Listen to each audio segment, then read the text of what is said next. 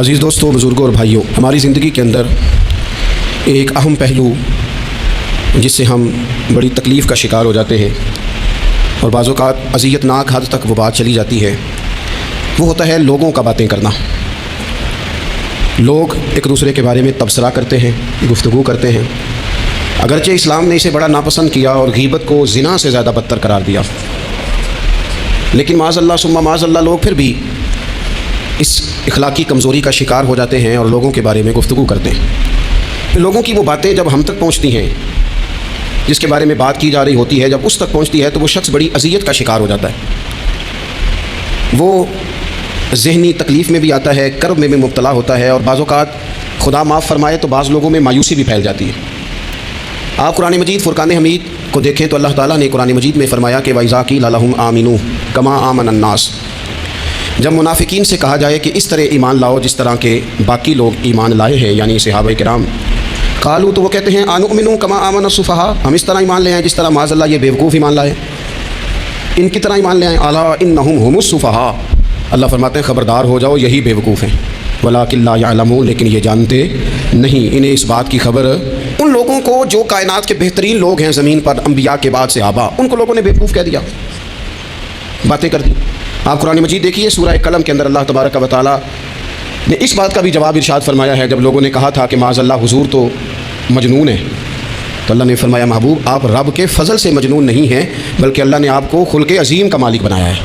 وَإِنَّكَ لَعَلَىٰ خُلُقٍ عَظِيمٍ، لوگ بات کرتے ہیں اور کر جاتے ہیں اور شوق رکھتے ہیں تبصرہ کرنے کا۔ تو میں نے بہت سارے لوگ ایسے زندگی میں دیکھے ہیں جو لوگوں کی باتوں کی وجہ سے اذیت میں آ گئے، تکلیف کا شکار ہو گئے، اور میں اور آپ تو کسی کھاتے میں نہیں۔ حضرت ابوبکر صدیق رضی اللہ تعالیٰ عنہ جیسے لوگ، افضل البشر بعد الانبیاء بالتحقیق حضرت صدیق اکبر، آپ قرآن مجید 30ویں پارے کی تلاوت میں یہ بات دیکھیں گے کہ جب حضرت ابوبکر صدیق نے غریب غلاموں کو خرید کر آزاد کرنا شروع کیا، حضرت بلال حبشی کو، حضرت عامر بن فہیرہ کو اور کچھ غلاموں کو خرید کر آزاد کیا، تو لوگ کہنے لگے کہ یہ بلال نے کبھی کوئی احسان کیا ہوگا ابو بکر پر، تبھی تو خرید کے آزاد کیا ہے، ورنہ کیا ضرورت تھی اتنے پیسے لگانے کی، کوئی تو بات ہوگی۔ اللہ تعالیٰ نے اس کا بھی قرآن مجید میں اعلان فرمایا ابو بکر نے جو کیا ہے رب کی رضا کے لیے کیا ہے۔ تو گفتگو کرنا، بات کرنا، لوگوں کا اتنا یہ خطرناک مزاج ہے، ایک جملہ کہہ کے لوگ سائڈ پہ ہو جاتے ہیں، بندہ بیچارہ ساری رات تڑپتا رہتا ہے، ایک فکرے کا تبصرہ کر کے لوگ کونے میں چھپ جاتے ہیں، اور کسی آدمی کے لیے وہ اسے سولی پہ لٹکا جاتے ہیں، اپنی زبان کے تیروں سے لوگ پریشان کرتے ہیں۔ پہلے تو اللہ سے یہ معافی مانگیں کہ رب اس جرم سے ہمیں محفوظ فرمائے۔ اور اب تو لوگوں کی زبانیں اتنی لمبی ہو گئی کہ وہ صحابہ تک چلی گئی ہیں، اہل بیت نبوت تک چلی گئی۔ تبصروں کے شوق میں لوگوں نے یہ دیکھا ہی نہیں کہ میری حیثیت کیا ہے اور میں بات کس کی کر رہا ہوں، میری اوقات کیا ہے اور میں تبصرہ کس پہ کر رہا ہوں۔ بے باک ہونا اور بات ہے، اور بدتمیز ہونا، ان دونوں میں فرق ہوتا ہے۔ تو میرے عزیز، ایک تو اس سے پرہیز کریں، اور پھر دوسرا اب ہوتا کیا ہے، ہم اس کا نفسیاتی اثر لیتے ہیں، ہم اس کا اثر لیتے ہیں۔ میں اکثر کہتا ہوں سارے لوگ ہی کانوں کے کچے ہوتے ہیں، کچھ تھوڑے زیادہ ہوتے ہیں، کچھ تھوڑے کم ہوتے ہیں، اور بعض لوگ کہتے ہیں اتنے لوگ فلانے بندے کی بات مانتے ہیں، تو میں نے کہا دنیا میں تو آج بھی کافر زیادہ ہیں، کافر زیادہ ہیں، شیطان کے پیروکار آج بھی، تو زیادہ ہونا کوئی حق کی دلیل ہے ہمیشہ؟ یہ کیا بات ہوئی کہ فلانے کی اتنے لوگ بات مانتے ہیں؟ یہاں تو میں نے یہ دیکھا ہے اس معاشرے میں کہ جھوٹے سے جھوٹا آدمی، اس کے بھی فالوور ہوتے ہیں، دغے باز سے دغے باز بندہ، اس کے بھی گویوں کے فالوور، اداکاروں کے فالوور، فلانے کے فالوور۔ اس کا یہ تو بھائی انسان کا مزاج ہے، آج بندہ کانوں کا کچا ہے، کوئی تھوڑا زیادہ کچا ہے، کوئی تھوڑا کم کچا ہے، تو باتیں تو ہوگی، لوگ منہ میں زبان رکھتے ہیں تو گفتگو تو کریں گے۔ اب یہ اثر لینے والے پہ ہے کہ وہ اس کا اثر کس طرح کا لیتا ہے۔ ہمارے ہاں بڑے بڑے سمجھدار لوگ نفسیاتی ہو جاتے ہیں، بڑی بڑی سمجھدار خواتین نفسیاتی ہو جاتی ہیں، میری ساس باتیں کرتی ہے، میری نند باتیں کرتی ہے، مجھے فلانا باتیں کرتا ہے، مجھے فلانا، بھائی باتیں جس کے منہ میں زبان ہے اس نے بات تو کرنی ہے۔ اب آپ نے کیوں یہ دعویٰ کر لیا ہے کہ آپ اتنے اونچے چلے جائیں کہ آپ کو بات ہی کوئی نہ کرے؟ کیا حرج ہے اس میں؟ اگر کوئی آپ کو بات کر دے تو کیا ہے، ہم کسی نے کر لی تو پھر کیا ہوا؟ اس کا اتنا اثر قبول کرنا کہ ساری رات سونا ہی نہ، پریشان ہو جانا۔ اور بعض لوگ ایسے ہیں جنہیں اتنی باتیں نہیں ہوتی جتنی انہیں ٹینشن ہوتی ہے، یعنی وہ دو بندے کونے میں کھڑے ہیں تو میری ہی بات کر رہے ہیں، اور بھائی تو اتنا اہم نہیں ہے، انہیں کوئی اور کام بھی ہو سکتا ہے، تو تیری بات کیوں انہوں نے کرنی؟ بلا وجہ لوگ سمجھتے ہیں کہ میں بڑا اہم آدمی ہوں، وہاں بھی مجھ پہ تبصرہ ہو رہا ہے، یہاں بھی ہو رہا ہے۔ اس پہلو سے باہر آئیں، اس کمپلیکس سے نکل آئیں۔ ابن حزم کہتے ہیں کہ مصر میں ایک تاجر بڑا کامیاب ہو گیا تھا، بڑا کامیاب تاجر ہو گیا، تو زندگی میں جتنے لوگ بھی کامیاب ہوتے ہیں ان سے حسد ہوتا ہے، اس سے بھی اس کے ارد گرد کے لوگوں نے حسد شروع کیا۔ اب تاجروں نے پلاننگ کی کہ اسے خراب کیسے کرنا ہے۔ وہ ایک دن اپنے گھر سے نکلا، سفید کرتا سفید پگڑی باندھ کے باہر، اب 5-6 لوگوں نے پہلے سے منصوبہ بندی کی ہوئی تھی۔ ایک صاحب اسے ملے، کہنے لگے ماشاءاللہ آج تو سفید کرتے پر سبز امامہ، سبز پگڑی بڑی ہی اچھی لگ رہی ہے۔ وہ ہنس کے کہنے لگا لگتا ہے آپ سو کے اٹھ کے آئے ہیں، پگڑی تو میری سفید ہے۔ اس نے کہا چلو پگڑی تو سبزی ہے، باقی آپ نہیں مانتے تو آپ کی مرضی۔ وہ آگے بڑھا، تو کیونکہ پلاننگ تھی تو ایک شخص اور ملا، اس نے کہا کیا بات ہے سفید کرتے پر آپ کا پیلے رنگ کا امامہ کیا جچتا ہے؟ اس نے کہا یار کو خدا کا خوف کر، ہنس کے کہا کیا ہو گیا، تیری اینک کا نمبر تو نہیں تبدیل ہونے والا ہوا؟ اور بھائی میں نے تو سفید کرتا اور سفید ہی امامہ باندھا ہے. اب 2-3 لوگوں کی دفعہ تو وہ مسکرایا, لیکن وہ ڈھیر سارے لوگوں نے منصوبہ بندی کی تھی. وہ جب چوتھے کے پاس گیا تو اس نے بھی کہا کہ کیا بات ہے سفید کرتے پر پیلے رنگ کے امامے کی. اس نے کہا پیلا کہاں ہے. اب وہ غصے ہونے لگا. اب وہ چھٹے کے پاس گیا تو اس نے کہا جناب کیا بات ہے سفید کرتا اور کالا امامہ. اب وہ غصے میں اتنا باولا ہوا کہ پہلے ہنسا پھر رویا, پھر اسے سمجھ نہ آئی کہ دکان کا تالا کس چابی سے میں نے کھولنا ہے. بس وہ شام ہوئی تو اس بیچارے کو بچوں نے روڑے مارنے شروع کر دیے. وہ اتنی تکلیف میں آ گیا کہ لوگ اسے پاگل کہنے لگے. کیوں؟ اس لیے کہ لوگ منصوبہ بندی, افواہ تھی نا کہ میری طبیعت خراب ہے, تو لوگوں نے حال پوچھ پوچھ کر بیمار کر دیا. لوگوں کی باتیں, لوگوں کے تبصرے, لوگوں کے کومنٹس. بولے امام شافعی فرمانے لگے لوگوں کی باتیں پتھروں کی طرح ہوتی ہیں, یہ روڑوں کی طرح ہوتی ہیں. اگر انہیں کمر کے اوپر رکھ لو گے نا تو یہ تمہاری کمر توڑ دیں گی, اور اگر تم ان کو اپنے پیروں کے نیچے رکھ لو گے تو تمہارا قد اونچا ہو جائے گا. بس دنیا میں وہ لوگ پریشان ہوتے ہیں جو لوگوں کی باتوں کو کندھوں پر سوار کر لیتے ہیں, جو پیروں کے نیچے رکھے, جو پاؤں کے نیچے رکھے ان کا قد. وہ پرانے زمانے میں نا عارف رومی رحمۃ اللہ علیہ فرماتے ہیں کہ ایک بیل گائے گر گئی تھی کنویں کے اندر. تو اب وہ لوگ اس کو نکال تو نہیں سکتے تھے, تو انہوں نے اس طرح کیا کہ مٹی ڈالنی شروع کر دی کہ اب بدبو آئے گی, پریشانی ہوگی, تو اس کو بند کر دیتے ہیں اندر ہی کنویں کو. کنواں نئی جگہ پہ کھود لیتے ہیں. انہوں نے جب اس کے اندر مٹی ڈالی نا تو وہ گائیں جو تھی وہ مٹی جھاڑ کے تو مٹی کے اوپر آ گئی. انہوں نے پھر مٹی ڈالی تو وہ تھوڑی اور اوپر آ گئی, اور مٹی ڈالی تو اور اوپر مٹی ڈالتے گئے, اور گائیں وہاں سے کنویں سے باہر آ گئی. لوگوں نے دفن کرنا چاہا, وہ باہر نکل آئی. اور میرے بھائی لوگ بھی اپنی باتوں میں دفن کرنا چاہتے ہیں, لیکن یاد رکھنا جو چمکنے والے تھے وہ چمکتے ہی رہے. جن کو اللہ نے عزت دی تھی ان کی گھٹائی کوئی نہیں سکا. اتنی لمبی زبانیں کھول کے لوگوں نے صحابہ کے بارے میں باتیں کی. باتیں ہو رہی ہیں, لوگ جن کو دبانا چاہتے تھے. آج نہیں صوفیاء کی مخالفت شروع ہوئی, ان کے زمانے میں بھی ہوئی, ان کے دور میں ان کے خلاف کتابیں لکھی گئیں. لکھنے والے خدا جانے کہاں ہیں, اور داتا صاحب ہو رہی ہے, خواجہ صاحب ہو رہی ہے. حضور غوث اعظم کے ان کے زمانے میں بھی ایسا نہیں ہوا کہ بڑی خوشی سے لوگوں نے آگے بڑھ کے پھول ڈالے ہوں. ان کے دور میں باقاعدہ جتھے تیار ہوئے, جتھے, اور پورا کام کیا گیا. اور ویسے بھی اگر کوئی شخص آپ کا مخالف ہی نہیں ہے تو پھر آپ کو چمکنے کا مزہ کیسے آئے گا؟ کوئی تو مخالف ہونا, کوئی تو ہونا جو کوئی بات کرے. دیکھیں نا, اگر اندھیرا نہ ہو, رات نہ ہو, تو بلب کی کوئی اہمیت رہ جائے گی؟ یہ چمکتا ہی تب ہے جب اندھیرا زیادہ ہوتا ہے. ہم کہتے ہیں اندھیرا ہو گیا, اور بھائی تجھے چمکنے کا موقع دیا ہے اندھیرے نے, تجھے اس نے عروج دیا, تم دیے باد مخالف سے نہ گھبرا اے عقاب. یہ تو چلتی ہے تجھے اونچا اڑانے کے لیے. تو باتوں سے پریشان نہ ہو. میں نے کہا کہ اگر آپ باتوں کا پہاڑ بنا کے اوپر سوار ہو جائیں گے نا تو قد اونچا کریں گی باتیں. جو بندہ ڈسکس ہونے لگ جاتا ہے وہی تو مشہور ہوتا ہے, اسی کی تو بات ہوتی ہے. دیکھیں کیا ہوتا تھا بھلا مکے میں. کوئی بندہ باہر سے آتا تو ابو جہل اسے کھڑا کر کے کہتا حضور کے پاس نہ جانا. تو کہتا پتہ تو کروں بھلا نبی پاک کے پاس کیا ہے, پتہ تو کروں بھلا حضور کے پاس کیا ہے. تو جن سے تعارف نہیں ہونا تھا وہ بھی تعارف کرا رہے تھے رسول پاک کا. تو اس لیے باتوں سے گھبرا جانا. ہاں ایک بات ہمیں کتاب و سنت میں ملتی ہے, اس پر ضرور غور کریں. تہمت والی جگہ سے بچیں, تہمت کا موقع نہ دیں. مطلب بلا وجہ ہی اپنے لیے بحث کا دروازہ کھولنا یہ درست نہیں ہے. اپنے لیے ہم نہ دروازے کھول لیتے ہیں بحث کے, مفت کی بحث ہو رہی ہے, فلانا بھی ڈسکس کر رہا ہے. کچھ چیزیں ایسی ہوتی ہیں جو سب کی سمجھ کی نہیں ہوتی, وہ سب کے سامنے ڈسکس کرنا ضروری نہیں ہوتا. حضرت سیدنا ابو ہریرہ رضی اللہ تعالیٰ عنہ فرمایا کرتے تھے مجھے نبی پاک علیہ السلام نے علم کی 2 تھیلیاں دی ہیں, میں نے ایک کھولی ہے تمہارے سامنے, ایک کھولی ہے, دوسری نہیں کھولوں گا. اس لیے کہ ہر بندے کو بات اس کے ظرف کے مطابق کرنی چاہیے. تو موقع نہ دیں. نبی پاک صلی اللہ علیہ وسلم نے فرمایا اس بندے نے اپنی, بخاری میں موجود ہے, فرمایا اس نے اپنی عزت اور اپنی جان کو محفوظ کر لیا جو فتنے والی جگہ سے بچ گیا. جہاں تہمت لگ سکتی ہے اس جگہ سے بچیں. جان بوجھ کے لوگوں کو موقع نہ دیں باتیں کرنے کا, جان بوجھ کے موقع نہ دیں. جامع ترمذی کے اندر حدیث موجود ہے, حضرت سیدنا عمر فاروق رضی اللہ تعالیٰ عنہ نے ایک موقع پر اجازت مانگی تھی نبی پاک صلی اللہ علیہ وسلم سے. عرض کیا یا رسول اللہ صلی اللہ علیہ وسلم مجھے آپ اجازت دے دیں, میں عبداللہ بن ابی سلول کی گردن اڑا دوں, یہ منافق بار بار آڑے آتا ہے, بار بار تکلیف دیتا ہے, آپ مجھے اجازت دیں میں اسے قتل کر دوں. اب وہ چونکہ کلمہ پڑھتا تھا, ساتھ تو رہتا ہی تھا نا, بہت سارے لوگ اسے مسلمان جانتے تھے. تو حضرت سیدنا عمر فاروق رضی اللہ تعالیٰ عنہ نے اجازت چاہی, کہ یا رسول اللہ صلی اللہ علیہ وسلم اگر آپ مجھے اجازت دے دیں, یہ ترمذی میں موجود ہے, یعنی آپ اس جگہ سے بچیں جہاں تہمت لگ سکتی ہے, جہاں بلا وجہ کسی شخص کو شر پھیلانے کا موقع مل سکتا ہے. یا رسول اللہ مجھے اجازت دے میں عبداللہ بن ابی سلول کی گردن اڑا دوں. تو نبی پاک صلی اللہ علیہ وسلم نے فرمایا کہ عمر اگر میں تمہیں ایسا کرنے کی اجازت دوں گا تو لوگ کہیں گے کہ اپنے قریبیوں کو انہوں نے مروانا شروع کر دیا ہے, ساتھ والوں کو مروانا شروع, لوگ تو اسے مسلمان سمجھتے ہیں. تہمت والی جگہ سے. بلکہ بخاری شریف میں اسی طرز کا ایک اور پیغام بھی ہمارے لیے موجود ہے. یہ جو حرم شریف آج ہمارے سامنے ہے نا, بیت اللہ شریف, اس میں ایک پیچھے مقام ہے جس کو حتیم کہا جاتا ہے. یہ خانہ کعبہ کا حصہ ہے. حضور صلی اللہ علیہ وسلم کے اعلان نبوت سے پہلے جب قریش مکہ نے اسے تعمیر کیا نا دوبارہ سے, تو انہوں نے چندے کا کوئی اس طرح کا مزاج بنایا تھا کہ اس بندے سے پیسے لینے جس کے بالکل ہی جائز ہو. اس ترتیب سے انہوں نے خانہ کعبہ کی تعمیر کی کہ پھر وہ ساری تعمیر نہ کر سکے, حتیم باہر رہ گیا. تو نبی پاک صلی اللہ علیہ وسلم نے ایک دن فرمایا, بخاری میں موجود ہے, حضور فرمانے لگے عائشہ اگر تمہاری قوم جاہلیت کے قریب نہ ہوتی, کیونکہ ابھی قریب جاہلیت چھوٹی ہے نا, ابھی لوگوں نے کلمہ پڑھنا شروع کیا, فرمایا اگر یہ جاہلیت کے قریب نہ ہوتے تو میں کعبے کو انہی بنیادوں پر دوبارہ بنا دیتا جن بنیادوں پر حضرت ابراہیم علیہ السلام نے بنایا تھا. لیکن چونکہ یہ جاہلیت کے قریب ہیں, ان کی سمجھ میں چیز نہیں آئے گی, یہ شک میں پڑ جائیں گے, پریشان ہو جائیں گے, لہذا میں یہ کام نہیں کرتا. بہت ساری چیزیں ایسی ہیں کہ جن کی وجہ سے بعض سادہ لوگ ابہام کا شکار ہوتے ہیں. ابہام کا ہمارے علماء نے اس طرح کیا کہ بڑے طے کر کے عقائد کے عنوانات امت تک پہنچائے. ہر آدمی ہر شعبے کا اسپیشلسٹ نہیں ہوتا. بہت ساری لوگ باتیں مریض کے سامنے کرنے والی نہیں ہوتی, وہ صرف لواحقین کو بتانے والی ہوتی. پھر کچھ لوگ اور آئے جنہوں نے کہا کہ ہم تو ایفیشنسی دکھائیں گے, کچھ خاص ہر بات کھول کر لوگوں کے سامنے رکھیں گے. اس کا نقصان پھر یہ ہوتا ہے کہ سادہ لوگ مشکلات کا شکار ہوتے ہیں. وہ پھر جب کہتے ہیں ہر چیز ڈسکس کر لینی چاہیے تو پھر باتیں دور نکل جاتی ہیں. پھر لوگوں نے انبیاء کرام علیہم السلام کی اجتہادی خطاؤں کو ڈسکس کرنا شروع کیا. ربنا ظلمنا انفسنا, اگر حضرت آدم یہ لفظ کہیں تو ان کے لیے تو ٹھیک ہے, لیکن اگر کوئی غلام اور امتی اور بیٹا اٹھ کے یہ لفظ کہے تو اس کے لیے ٹھیک نہیں ہے. تو میرے عزیز ایسے کام نہ کریں جس کی وجہ سے بلا وجہ بحث کر. ہمارے یہاں کچھ لوگوں کو شوق ہے خبروں میں رہنے کا, وہ ایسی باتیں چھیڑتے ہیں جن سے نا وہ خبروں میں رہ سکے. میں نے دیکھا ہے وہ کہتے ہیں جی میں نے کوئی انوکھی بات کرنی ہے. بھئی انوکھی بات کرنے سے بندہ مشہور تو ہو جاتا ہے. ہمارے زمانے میں مشہور ہی وہ ہوتا ہے جو دوسروں سے ذرا ہٹ کے بات کرے, انوکھی کرے. وہ ہمارے لطیفہ لکھا ہے نا ایک اہل عرب کا, ایک ہجا نام کا عربی کا ایک لطائف سنانے والا شاعر ہے. تو وہ کہتا ہے کہ ایک شخص نے ایک دفعہ کہہ دیا تھا گدھا کھانا جائز ہے. تو بڑے بڑے علماء اس کے گھر چلے گئے کہ بھئی کوئی دلیل, کوئی جزیہ, کوئی کہاں سے, کوئی کتاب, کوئی حوالہ, کوئی شے. اس نے کہا روز آؤ گے ایک بندے کو بتاؤں گا, اکٹھا اسٹیج لگاؤ, ایک ہی دفعہ حوالے دیتا ہوں, روز نہیں دیے جاتے.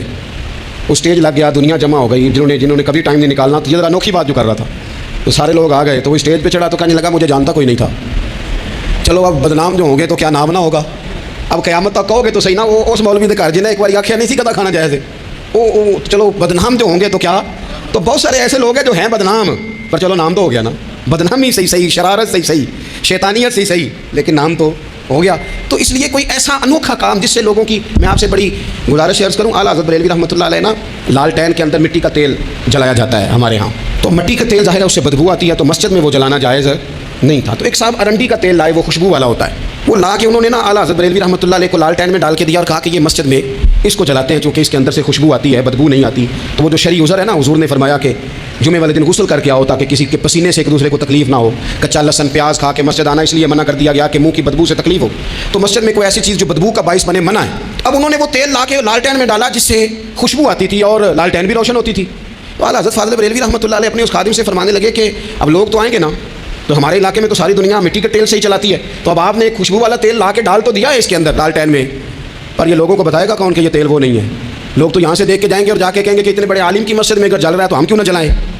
تو فرمانے لگے وہ شخص کے حضور پھر حال کیا ہے. فرمانے لگے آپ فرضوں کا سلام پھیر کے دعا سے پہلے لالٹین کے پاس کھڑے ہو جائیں اور جو بندہ گزرے اسے بتاتے جائیں کہ یہ مٹی کا تیل نہیں, یہ مٹی کا تیل نہیں, یہ مٹی کا تیل. ہر شخص کے ذہن تک بات اتر جائے تاکہ لوگ کسی ایسی چیز کا شکار نہ ہو جائیں جس سے کہ ان کے مزاج میں کوئی غیر شرعی چیز عروج پکڑ لے. تو میرے عزیز ہم نہ کچھ بدگمانیاں لوگوں کے اندر لوگ ڈالتے ہیں.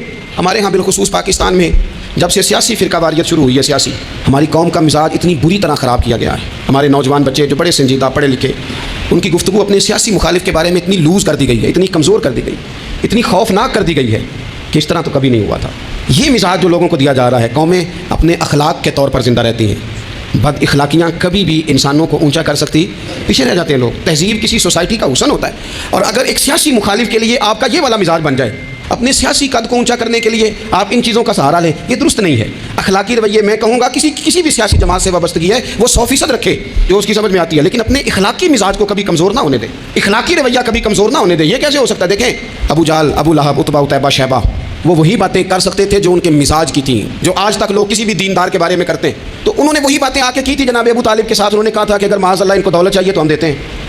بڑے سے بڑے مخلص آدمی پر آج لوگ دعویٰ نہیں کرتے کہ دولت کے لیے لگا ہوا ہے. انہوں نے کہا دولت چاہیے تو دیتے ہیں, اگر کسی خاتون سے نکاح کرنا چاہتے ہیں تو کرا دیتے ہیں, سرداری چاہیے تو دے دیتے ہیں. اب یہ سوچ اتنی ایسے آگے جاتی نہیں. وہ معاذ اللہ حضور کے بارے میں اور بھی باتیں کرتے ہیں, یہ شاعر ہیں, یہ جادوگر ہیں, یہ فلاں ہیں, لیکن میرے نبی پاک علیہ الصلوۃ والسلام نے کبھی بھی ان کی ذاتی زندگی کو ڈسکس نہیں کیا, کبھی نہیں کیا. ابو جہل شراب پیتا تھا, لیکن حضور نے کبھی سوسائٹی میں یہ بات لوگوں کے سامنے بیان نہیں کی. وہ لوگوں کے پیسے دبا لیتا تھا, کئی جگہوں پہ حضور نے پیسے نکلوا کے دیے, لیکن جگہ جگہ گلی گلی کھڑے ہو کے حضور نے یہ نہیں فرمایا کہ یہ اس طرح کا ہے. آپ اپنے مخالفین کے بارے میں ضرور کلیم کریں, ثبوت کے ساتھ ضرور بات کریں, یہ ضروری ہے, لیکن آپ کا رویہ اتنا گرا ہوا نہیں ہونا چاہیے کہ لوگ سمجھیں کہ یہ قوم تو اخلاق سے ہٹ گئی ہے. آپ اختلاف کریں, لیکن اختلاف کے بھی آداب ہوتے ہیں. اس ادب کے دائرے کے اندر رہ کے صحابہ کے بیچ بھی رائے کا اختلاف ہو جاتا تھا, ہو جاتا ہے, ہو جایا کرتا ہے. حضور اس اختلاف کو قبول کرتے, بھئی ہو جاتا ہے رائے کا اختلاف اپنوں میں, لیکن اس کے اندر انسان توہین پہ اتر آئے, اس کا لہجہ اس طرح کا ہو جائے جس طرح کی بازاری گفتگو کی جاتی ہے, تو محسوس ہوتا ہے کہ یہ تربیت کا فقدان ہے. یہ لہجے باوقار لوگوں کے نہیں ہوا کرتے. لہجے کو کبھی برا نہ ہونے دیں, انداز کو. لوگ آپ کو چھیڑیں گے, اپنی جگہ پہ کھینچ کے لانے کی کوشش کریں گے, بڑا کچھ لوگ کریں گے, لیکن آپ اپنی جگہ سے آپ تبدیل نہیں ہوں گے. آپ کہیں گے یار میرا ایک معیار ہے, میری ایک حیثیت ہے, میں اپنی حیثیت چھوڑ سکتا میں اپنی حیثیت نہیں چھوڑ سکتا. ہر بندے کو آپ ڈسکس کریں گے. تو تہمت والی جگہ سے ضرور بچیں, بدگمانی سے ضرور بچیں, لیکن ہر شخص کو اس کے معیار کے مطابق اتر کا جواب دینا یہ باوقار لوگوں کا اسٹیٹس نہیں ہوتا. وہ کہتے ہیں جا بات کر, جا کے تو کون ہوتا ہے, تیری بات کرے. اب ہم ہر شخص کے منہ لگیں, یہ کیسے ہو سکتا ہے؟ نبی پاک صلی اللہ علیہ وسلم گزر رہے تھے, صحیح بخاری میں موجود ہے, آپ کی اہلیہ حضرت صفیہ رضی اللہ تعالیٰ عنہ آپ کے ساتھ تھیں. رات کا وقت تھا, حضور گزر رہے تھے, تو صحابہ کچھ کھڑے تھے, تو حضور نے ایک کو بلا کے کہا کہ یہ میری بیوی ہیں, صفیہ ہیں. عرض کرنے لگے حضور مجھے میری ماں روئے, میں کوئی آپ کے بارے میں بدگمانی کرتا؟ تو حضور نے جواب میں کیا کہا؟ محبوب فرمانے لگے جس طرح رگوں میں خون گردش کرتا ہے نا, شیطان بھی اسی طرح گردش کرتا ہے. گویا حضور بتا رہے ہیں کسی وقت بھی بدگمانی پیدا کر دیتا ہے. میں تمہیں بتا رہا ہوں کہ اپنی اہلیہ کے ساتھ جا رہا ہوں, میری بیوی ہے. کوشش کریں کہ آپ اس جگہ سے بچیں جہاں باتیں ہو رہی ہوں. اور اس پہلو پہ تیسری گزارش اس عنوان پر یہ ہے کہ اگر کسی کے بارے میں باتیں ہو رہی ہوں تو فٹافٹ اس کا حصہ بننے کی کوشش نہ کریں, بلکہ آپ کے پاس جب تک کوئی شرعی ثبوت نہیں ہے تب تک آپ اس بات کا حصہ نہ بنیں. ہمارے ہاں بات ہو رہی ہوتی ہے تو 2-4 بندے دوڑ کے نا اپنا بھی حصہ ڈالتے ہیں, بلکہ میں بڑی ذمہ داری سے یہ بات عرض کروں گا, بات لمبی ہوتی تب ہے جب کوئی بندہ درمیان میں کہہ دیتا ہے نا نہیں تجھے تو تھوڑا پتہ ہے, تھوڑا میں بھی کرتا ہوں. وہ کئی دفعہ وعدہ معاف گواہ بن جاتا ہے, جا کے دوسروں کو خبر کرتا ہے اس نے یہ کہا ہے. حالانکہ بندہ اس سے پوچھے کہ اگر انہوں نے کہا تھا تو اتنا سجن تھا تو وہاں جواب دے کے کیوں نہیں آیا؟ تجھے چاہیے تھا وہیں جواب دیتا, وہیں جا کے جواب دے دیتا. ایک بزرگ کی خدمت میں ایک دفعہ حاضر تھا, ایک بڑے عالم تھے, تو ان کے پاس آ کے ایک شخص نے کہا کہ فلاں آدمی آپ کے بارے میں یہ بات کر رہا تھا. تو وہ ہنس پڑے, فرمانے لگے پھر آپ کہاں تھے؟ کہنے لگے میں وہیں تھا. فرمانے لگے میرا اور آپ کا رشتہ کس طرح کا ہے؟ کہنے لگے جی میں تو شاگرد ہوں, ارادت مند ہوں. تو فرمانے لگے پھر آپ میرے پاس سوال لے کے آ گئے ہیں, آپ نے وہاں جواب کوئی نہیں دیا. فرمانے لگے اب تو میرے سامنے بیٹھ, پہلے اس سوال کا جواب میں تجھے دوں, پہلے تجھے قائل کروں. اگر تو قائل ہوتا نا تو پھر تو یہ بات لے کے میرے پاس نہ آتا, پھر تو وہاں تو کلیئر کر آتا تیرے اندر کجی ہے, تو بات کا حصہ بنا ہے, اور میرے نزدیک اس سے بڑا تو مجرم ہے کہ تو نے بات کو سنا ہے. وہ تو کوئی ہے, اور تو اپنا تھا, تو نے اپنا ہو کے یہ باتیں سنی, تو نے ہاں کی, تو وہاں بیٹھا رہا, تو اپنا تھا. اور حضور نے فرمایا محبت تو بندے کو اندھا بہرا اور گونگا کر دیتی ہے. جو کسے داشک ہوئے ہوتے گل اسے دی کردا ہے, 100 مکر بہانے کر کے وہ ہی مرنے مردا ہے. تو نے سن کیسے لی, تیرے کانوں نے گوارا کیا؟ پہلے تو مطمئن ہو نا. تو اگر مطمئن ہوتا تو بات آگے وہیں جواب دے کے آتا. تو ہی غیر مطمئن ہے تو میں کسی اور کو کیا جواب دوں؟ تو مدد کریں اپنے بھائی کی اس معاملے میں کہ اگر آپ کلیئر ہیں تو پھر آپ اسے وہیں کلیئر کریں, کہیں یار میری بات سن, یہاں تک تو بات ٹھیک ہے, اس بات کا میں گواہ ہوں, یہ ہو سکتی نہیں. اور نبی پاک کا یہ طریقہ ہے. مسند امام احمد بن حنبل میں حدیث موجود ہے, حضرت عبداللہ ابن مسعود رضی اللہ تعالیٰ عنہ, کمال آدمی حضرت عبداللہ ابن مسعود. حضور نے فرمایا عبداللہ ابن مسعود سے قرآن سیکھا کرو, یہ اسی طرح پڑھتے ہیں جس طرح میرے اوپر نازل ہوا تھا. حضرت عبداللہ ابن مسعود کو نبی پاک علیہ السلام نے فرمایا درخت پہ چڑھ کے ذرا میرے لیے مسواک تو اتار دو. حضرت عبداللہ ابن مسعود کی پنڈلیاں پتلی پتلی تھی, ٹانگیں پتلی تھی, وہ درخت پہ چڑھے, ہوا چلی تو کپڑا تھوڑا ہٹ گیا, تو بعض لوگ ان کی پتلی پنڈلیوں کا مذاق اڑانے لگے. معاذ اللہ, دیکھو کیسی باریک باریک پنڈلیاں ہیں, کیا انداز ہے. اب حضور بیٹھے ہیں نا, تو انہوں نے جو بات کی تھی وہ بات بھی درست تھی, پنڈلیاں واقعی پتلی تھیں, اور کوئی بھی اس انداز میں دیکھتا تو شاید مسکراتا. جب انہوں نے کہا نا دیکھو پتلی پنڈلیاں, تو حضور نے ہمارے لیے طریقہ کیا چھوڑا, ہمارے لیے سیرت کیا چھوڑی. حضور سید عالم فوراً ارشاد فرمانے لگے, نبی پاک فرمانے لگے چپ کرو, تم میرے عبداللہ کی پنڈلیوں کو پتلا پتلا کہہ رہے ہو نا, قیامت کے دن جب میزان لگے گا اور ان پنڈلیوں کا تمہیں وزن پتہ چلے گا, پھر پتہ چلے گا میرے عبداللہ کی جان کیا ہے. یہ بڑی وزنی پنڈلیاں ہوں گی, جب ان کا میزان پر وزن تلے تو آپ دفاع کریں. نبی پاک صلی اللہ علیہ وسلم نے فرمایا اگر کسی جگہ تیرے بھائی کی عزت پر حملہ ہو رہا تھا اور تو بچانے پر قادر تھا, اور تو نے اس کی عزت سے اس شر کو روک دیا, کہا نہیں یار ایسی بات نہیں ہے, تم غلط کہہ رہے. فرمایا اگر تم کسی کی عزت کا دفاع کرو گے تو فرمایا جہاں تمہاری عزت خراب کی جا رہی ہوگی رب وہاں تمہاری عزت کا دفاع فرمائے گا, اللہ تمہاری عزت کا محافظ بن جائے گا. لیکن ہم کیا کرتے ہیں, ہم لوگ باتیں کر رہے ہوتے ہیں تو ہم ان باتوں میں ایک بات اور شامل کرتے ہیں, ہم ان باتوں میں ایک بات اور شامل کر لیتے ہیں, اور انداز اختیار کر لیتے ہیں, اور جو آپ کے حق میں ہے اس نے مخالف نہیں ہونا, اور جو مخالف ہے اس نے کبھی حق میں. چھوڑیں آپ کس کو قائل کر رہے ہیں, جس کی سمجھ میں آتی ہے وہ قبول کرے, نہیں آتی تو دروازہ کھلا ہے, کہیں اور تشریف لے جائے. ہمارا یہ مزاج بن گیا کہ بلا وجہ کی وضاحتیں بھی بندے کو کمزور کرتی ہیں, بلا وجہ ہم کمزور پڑ جاتے ہیں, تھوڑے بے نیاز ہو جائیں, چھوڑیں کچھ بے نیاز بنے, طبیعت کوئی بے نیاز. ہم نہ بے نیاز نہیں ہوتے, ہر بات کو سوچتے ہیں, ہر بات کی وہ جی وہ فلانے نے پتہ کیا کہا ہے, تو بڑی معذرت سے بالخصوص خواتین کا مسئلہ ہوتا ہے, وہ کہتے ہیں پوری دسو, نہیں دسو نے کیا کی بھائی آپ نے کیا کرنا ہے, اس کے لیے پھانسی کا حکم لگانا ہے آپ نے, چھوڑ دیں, بات ہو گئی ختم ہو گئی. اپنی زندگی میں تھوڑی سی بے نیازی بھی پیدا کریں, تھوڑی سی بے نیازی, ہر ایک کی بات سننا, ہر ایک کی بات پر غور کرنا, ہر بندے پر تبصرہ شروع کر دینا, وہ تو تکلیف آ جائے گی. وہیں سے جہاں سے بات شروع کی تھی پھر وہیں لاتا ہوں کہ باتوں کا اثر لیں لیکن صرف خیر کی باتوں کا اثر لیں, لیکن صرف اچھے لوگوں کی باتوں کا. ہر ایک کی بات کا اثر لوگے, لوگ 2 قدم نہیں چلنے دیں گے. اور دوسرا میں آپ کو بڑی ذمہ داری سے عرض کرتا ہوں, ہم ویژن والے لوگ ہیں, ہماری 1400 سال کی تاریخ ہے, ہم ویژن والے لوگ ہیں. یہ نہیں ہے کہ ادھر ایک بندہ آیا تو تھوڑی سی ہم اس کے پیچھے چلے جائیں گے, پھر کل ایک اور آئے گا تو تھوڑا سا اس کے پیچھے چلے جائیں گے. یہ تو وہ لوگ ہوتے ہیں جن کے پیچھے بنیاد نہیں ہوتی, اور جن کی پوری بنیادیں ہونا وقت زیادہ ہو گیا. ورنہ میں آپ کو اپنی سند پڑھ کے بتاتا کہ ہماری سند امام بخاری تک کیسے جاتی ہے اور امام بخاری کی رسول پاک تک کیسے جاتی ہے. یہ تو ایک تسلسل ہے. تو اس لیے بڑی جلدی آزمائش کا شکار نہ ہوا کریں. باتیں کس لیے ہیں؟ جو بندہ ویلا ہے اس نے بھی 4 باتیں تو ہر بات کا اثر نہ لے. بالخصوص جوانوں سے کہتا ہوں ٹارگٹ اچیو کرنے کے لیے سب سے پہلے تو مقاصد کا تعین کرے جانا کے دور، پھر اس پہ لگ پڑے. باتیں ہوتی رہیں گی لیکن باتوں کو پشت پہ سوار نہیں کرنا. باتوں کو پاؤں کے نیچے رکھنا ہے. قد اونچا ہو جائے گا، قد اونچا ہو جائے گا. پشت پہ سوار کرو گے تو گردن ٹیڑھی کر دیں گے. تک آپ بس بڑھتے جائیں. گھوڑا جب دوڑتا ہے نا، دوڑتا ہے تو اس کے پیروں کو جھاڑیاں لگتی ہیں، لیکن اگر دوڑتا رہے تو کوئی جھاڑی کہیں رہ جاتی ہے، کوئی کہیں رہ جاتی ہے. باقی مخلوق کرتی ہے باتیں، وہ کرتی رہے گی. آپ آگے بڑھے، سفر کرتے رہے. سفر بہت سارے باتیں کرنے والے وہیں رہ جاتے ہیں اور کام کرنے والے کہیں کے کہیں پہنچ جاتے ہیں. باتیں کرنے والوں میں سے نہ ہوں، کام کرنے والوں میں سے ہوں. اللہ توفیق عطا فرمائے. آخر دعوانا